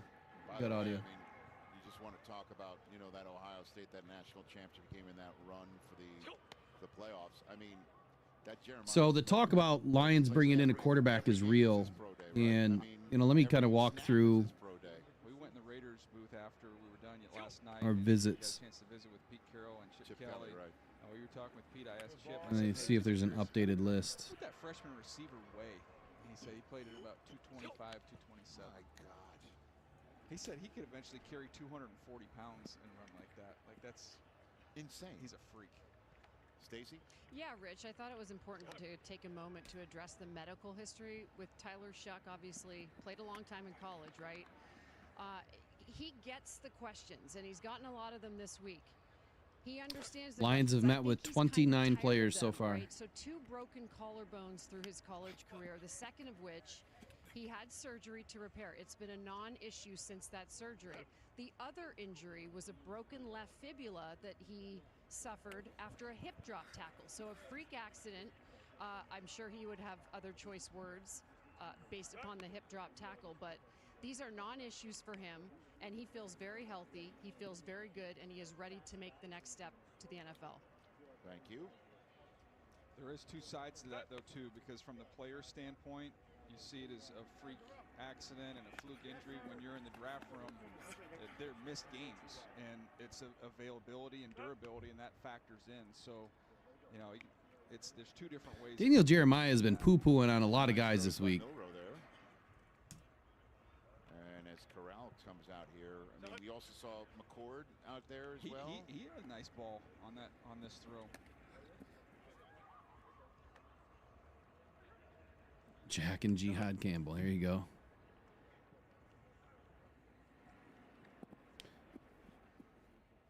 Corral's arm's going to be hanging by the end of the night after all the throwing he's done the last 2 days.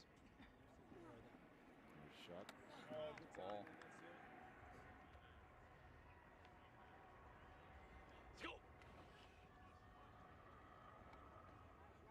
He got him in there. I mean, I'm just going to update the list while we're listening to this for just a moment. Here he is right here. Trying to get the list updated anyway. Nice throw. He just had that one clunker of a game against Pitt. Yep. But you remember the Miami game. oh, yeah. Dabo remembers it, right? Is that what? That's what got Clemson them in? in. That Yeah. got Clemson in. Got them to the title game, and then they won the title game and went in when they beat SMU in the ACC championship game. That's right. Hey, Rich. Yes, sir. These Iowa State receivers, Higgins, Noel. Oh, Noel's been awesome. All right. Who is their quarterback at Iowa State now? Because this has meaning for you. Okay. Anthony Beck's son. All right. Commentators are low. I can turn it up a little bit. Check out Milrow here. There we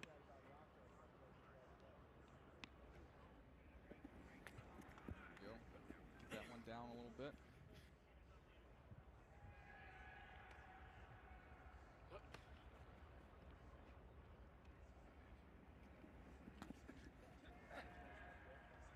I don't know what happened to the audio. It's real low.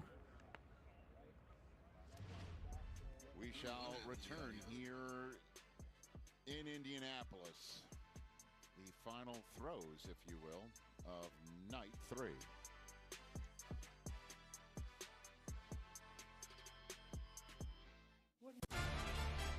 Oh, and then of course the ambassador has opened a new world for me. commercials are blazing Now I loud. get to hang out with NFL fans all season long. See you on. All right, turn that down for a moment. Get through the commercials. All right, so let's go through the visits real quick. Back at I think the Shrine Bowl, they met with Ole Miss linebacker Pooh Paul. I think that there's a real opportunity for him to become a Detroit Lion. Remember what I said? I don't know if you guys follow me on Twitter at all, but there's 3 things that I put out there. Don't be afraid, or don't get mad, right, when linebacker's the first off the board for Brad, for Brad and Dan Campbell. I wouldn't be surprised. And don't be surprised when we select the tight end. Those are 2 positions that I think a lot of people are thinking, that we're not going to put a lot of weight into, but I think that they are investing some weight into the linebacker room. They're going to fix it once and for all. And they've already worked on the back end of the defense, work on the middle end of the defense, and you could definitely address the front end of the defense in this draft as well as free agency. So I would not be surprised if we take a linebacker, and I also would not be surprised if we take a tight end on day 2. There could be a couple extra ones. Now, I didn't talk about tight ends at all. Honestly, I haven't done enough work on them to really have a good conversation on them. So I'll keep working on it. So anyway, they brought in Pooh Paul. They brought in a kicker. I'm not sure why, but whatever. They brought in a running back. I also said that this could be a season that we bring in a running back. I would hate to see something happen to, David Montgomery this year. I cannot imagine that anything would happen with him.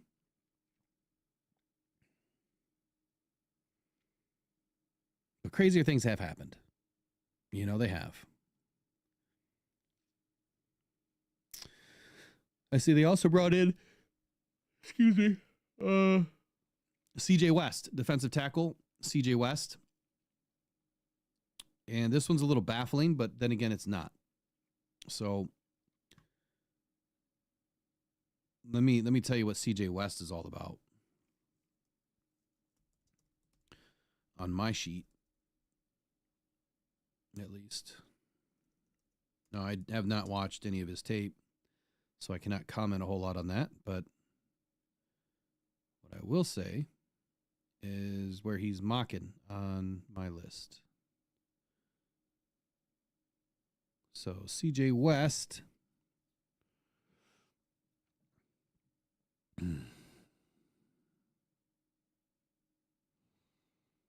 Average. Great. So that's 3, 6, that's 10. That's 2, that's 12. It's 13. Yeah, so he's right now he's a 5th round defensive tackle. So I'm not extremely impressed with the meeting yet, but let's not buy into it just yet. You know, they're probably looking at, okay, where can we get these guys later? You know, if we have to grab some guys because they've got some pretty junk picks at the end. I'm not saying CJ West is a junk pick by any means. I'm just saying that you've got to fill out your draft. You've got the picks. If you can't get rid of them, well, you might as well bring in some competition. Moment along the way has been the most touching for you, and what did you tell me? What did I tell you? Your first stop, where your first offer came. Hey, I'll say URW for sure. Coach Moore's blessed me with that. It was Cam Ward. Being able to coach Leftwich, my first college quarterback coach. You know, he's taught me a lot. The teammates I had there has been good. So, you know, I'll never forget that place. I'll be back there real soon. And, you know, I'm just excited they gave me an opportunity. And that's Incarnate Word, just to make sure everybody out there knows that. Great school for you. I find it fascinating, Cam, that you actually were going to declare last year to enter the draft. You decided to stay, got to play with all these guys you just mentioned. But what a year a difference makes. What did it make for you? It made a big difference for me. I always told myself, you know, 1 year can change your life. You just got to work hard, you know, prepare the same way each and every game week. And I just think the more work you're willing to put in, you know, the outcome will be the right way. And, you know, especially when you surround yourself behind an offensive line like I did, the weapons I had, the receiver, the coach staff I had, you know, it'll end up working in your favor. Do you want to throw that to somebody? Because it's just flying back and forth in front of us. No, I already got my workout in. I got a second one in with Restrepo right before he went out there. And, you know, warming my boy JG up when he went in the first group. So, you know, I'm good for the night. Yeah, I saw. And we also talked about some of the feedback you've gotten this week. And, gosh, I mean, there's so many beautiful parts of your game. You are just so multiple, I would say, but your brain, right? What's the feedback you've got about your football acumen? I think just the IQ, the demeanor I play with every game, you know, not to get too high or too low. It's a game of, you know, runs, I would say, in football. You know, you can go on a, you know, a good drive, and next drive it could be a 3-and-out or a pick. And so, you know, just the mindset that you got to have every series, and, you know, just continue to motivate your guys. The last thing I just wanted to say was that you made a comment about there was a time you didn't shine. You weren't in the shine. How did that humble you to where you're shining right now? I think he's always humbled me. Never forget where you came from. Never forget the, you know, situation that God put you in to put you in moments like this. Just every time I step on the field, I just got to, you know, do what I know is right for my teammates and myself. We love you. Can't wait to see where you go. Rich, he's one of the good ones. We'll throw it back up to you on that note. Thank you very much. It's Cam Wharton, and well done, Stacy, trying to get him to throw today. I thought you almost had him. Almost had him. That's Noel. He's had a phenomenal day catching the ball. I don't know if you have a better day than him in terms of the testing, the route running, everything. I mean, nobody talks to Christian McCaffrey anymore about what happened in the Sun Bowl, right? Not playing in the Sun Bowl. Yeah. Is there anything about the Cam Ward bowl game half that really Some people resonated at all this week? Tyler No. Shaw's No, missing I a couple said of it big at the throws time here. when everybody was freaking out about it. I mean, Right. No, you've got to change your mind around how these bowl games are viewed. Riley It's almost Leonard an looks pretty exhibition game. It's crisp. It's the early spring game, so to Right. speak, to get a look at the rest of your roster. But and then I said, oh, then he should have just not played at all. And let's just stop. Hey, DJ, Yeah. I got to get in on that very quickly, Go Rich, for it, Charles. because I'm total agreement with you on this, DJ. I just wish Miami had come out and been definitive. See, I'm about not. Yeah. I am. What do you I'm was the not plan. That was Just the made plan. yes, on the but outside you of guys thinking remember, that did the anyone do anything Lions real definitive? would not want to bring in the Notre Dame product. I think that it makes a lot of sense. If you're able to get him in a later round, I mean, look, I think the Jalen Milroe thing could be a bait. And we'll see who else, the Lions bring in for quarterbacks, if they bring in anybody else. It's not like they're looking to get rid of Jared Goff, but we got to remember too that Jared Goff's contract next year is almost $70 million. So it just depends on what happens this season. At some point you have to think about the future of the team too. And there's a lot of teams that would probably love to trade for Jared Goff. And I'm not saying he's going anywhere, but you have to have somebody that, can throw like him, can play like him, and step in, whether that's a Hendon Hooker or, Riley Leonard. Look, Riley probably complements Jared Goff the best as far as skill-wise. Very, very similar in skill. Let me pull up his combine for just a moment.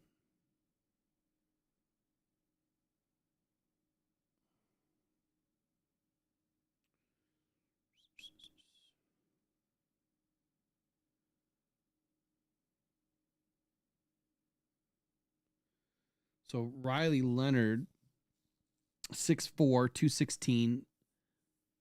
Got good enough hand size, 9.5, 31 5/8 inch arms. Not that matters.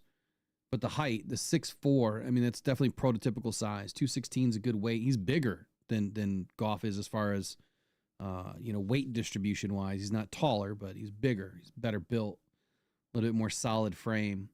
Now, he's a candidate for bottom of a roster or practice squad. Yeah, I don't see that. He reminds me a lot of, not a Brock Purdy, because Brock Purdy had some wheels, but a player that could enter a game and never leave the starting roster. Like, he could be that good at some point. Again, the right coaching, the right scheme, the right mentality. These guys can definitely do some things. So, 70 million. Yeah, but you got to remember too, U of M dad, that last year he was 30. This year he was like 32 or whatever. Next year is the beginning of the extension. And 70 million is nothing compared to what, these quarterback contracts are starting to become. $60 million deals, 70 million is just the next wave. Jared Goff's contract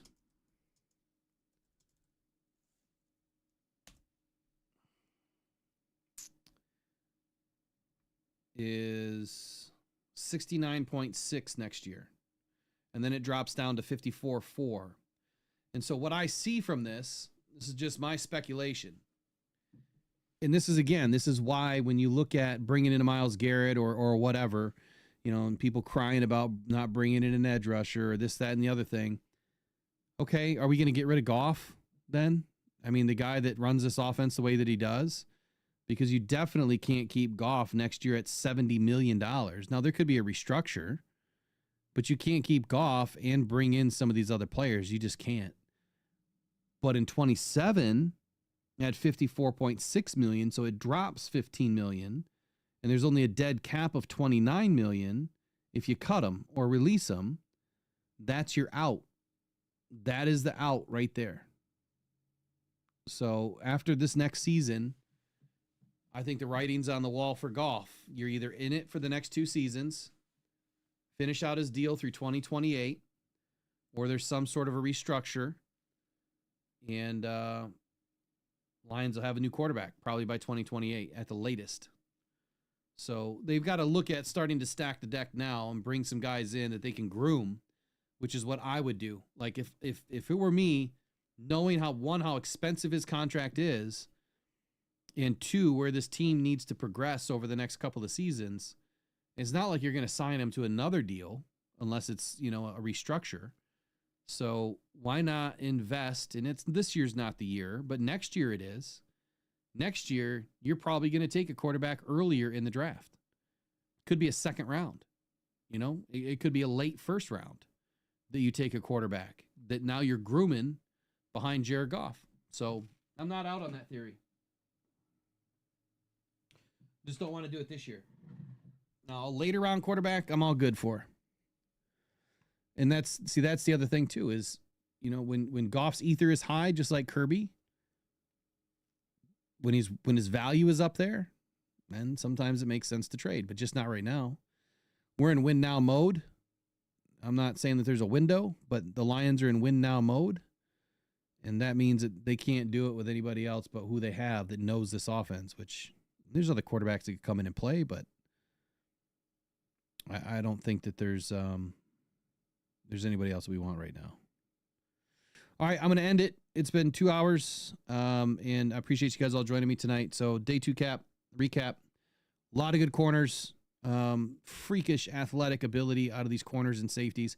Tight ends, I do feel that there's some really good tight ends. I just haven't spent enough time individually going over all of them. I've kind of given you my top 5 for the cornerback room. Obviously, Nick Amenawari is my number 1. Malachi Starks is my number 2 as far as safeties are concerned.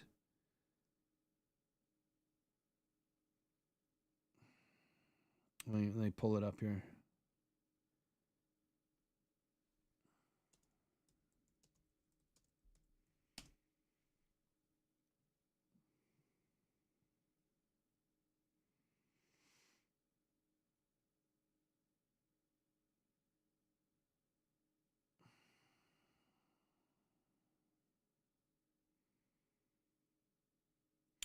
So Nick is it's tough. It's between Nick and Malachi. They're 1-2 for sure. They're 1-2 for sure. I think the Lions brought in Makuba, and I really like Makuba, and he's probably in my top 5 right now, which is interesting to me because if the Lions are bringing in a safety this early, which is a day 2 pick, early day 2 pick, that has to lend to a little bit more credibility that something could happen with Kirby. Because you're not going to bring in safeties that are expected to be off the board that early unless that's their plan. Either they're going to stack the safety room if he's gone and they won't bring back anybody else, and it's going to be Branch, Kirby, and let's just say Makuba, or Malachi Moore. I mean, who else are you going to bring back? So, I mean, yeah, you have Vaki, but he's played running back. He hasn't played safety yet. So if I were to go down the board, it's Starks and Enema Warriors 1-2. I don't know if you can take Xavier Watts and push him down the list. I don't think you can. Billy Bowman, I think he had a really good week. RJ Mickers or Mickens, whatever, Mickens. I actually really liked him. So I think that he's probably climbing at this point. I'm going to have Mickens probably in my top 8 right now, climbing about 7 spots to my top 8. I'm going to have Jalen Reed climbing up into my top 7. And Malachi Moore and Makuba, Watts, Starks, and Enema in my top 5. In that order. Malachi Moore, Makuba, Watts, Starks, Enema. And number 6 is a toss-up between either the Iowa guy, Castro, or Kevin Winston Jr. out of Penn State. I really like Winston and Jalen Reed. Both these guys have extremely good frame. Winston I like a little bit better because of his size at 6'2", a little bit more rangy. So Enema Warrior number 1, Starks number 2.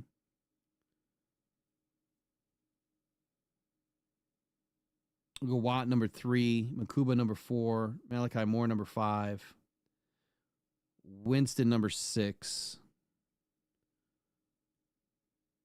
And I'm going to put Jalen Reed at 7. I'm going to put Mickens at 8.